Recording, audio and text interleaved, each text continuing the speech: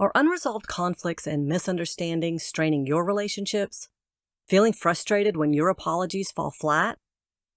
Do you ever wonder why "I'm sorry" doesn't seem to cut it anymore? If any of these questions sound familiar, then today's video is exactly what you need. Learn to speak the apology language your loved one truly understands and uncover the missing piece to repairing your relationships. Hi, I'm Jennifer Jumis, a licensed clinical psychologist for almost 25 years. Conflict is an inevitable part of any relationship, but what happens when a simple "I'm sorry" isn't enough? I'm going to teach you all about the different parts or styles to an apology, giving you specific examples of what you can say and what mistakes to avoid. With this in mind, you will be better able to make meaningful apologies and to recognize the efforts your partner is making as well. You may even want to share this video with them to help explain what you need differently from them to really feel like they are sorry. Many of us struggle to effectively apologize, leaving wounds unhealed and relationships strained. This disconnect often stems from a lack of understanding about how individuals prefer to give and receive apologies, leading to further hurt and resentment. Just like I explained in the love language videos, where we each have a preferred style of giving and receiving affection, we also tend to have a preferred way of needing to hear someone apologize to us. If that isn't met, we don't feel like their apology is real, and the hurt continues. We may even escalate the conflict by telling our partner, "You don't mean it, you aren't really sorry," which will only put them on the defensive and create more hurt and less understanding. So if you've seen my other videos, you may be familiar with the idea of different love languages, first discussed by Gary Chapman. I will put the link below in the description, along with a link to his books and his official resources.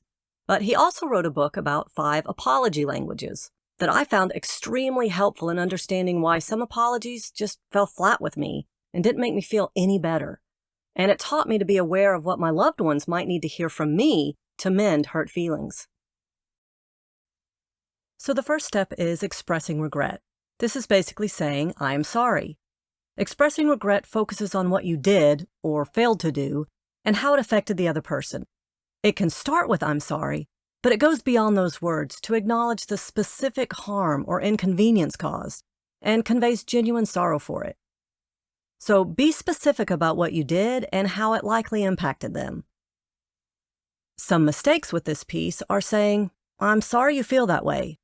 This is a passive statement implying you had no part in their hurt feelings. Also, saying, "I'm sorry, but," seems to justify what you did and negates the apology. Also, don't say you're sorry in order to get them to apologize back for something. This is manipulative and implies that if we're both at fault, then we're even, and that negates the apology as well. The next step is accepting responsibility. I was wrong. Accepting responsibility involves owning up to one's actions and their consequences without making excuses or shifting blame onto others.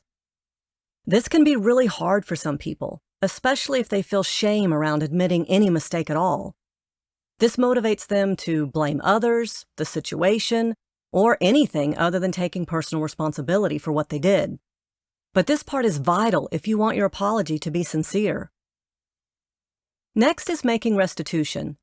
What can I do to make it right or better? It's in our nature to want a sense of fairness and balance to be restored after a wrongdoing. In our legal system, offenders must make amends by paying a fine or going to jail or losing something.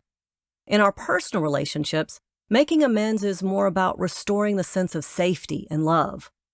To the person who was hurt, they may question, "How could they hurt me like this if they loved me?" In addition to hearing, "I'm sorry, I was wrong," they may need to hear that you want to do something to show your love for them, to repair the breach that they felt. Now, what exactly they need you to do can vary greatly, but if you know their primary love language, that will give you a head start on figuring it out.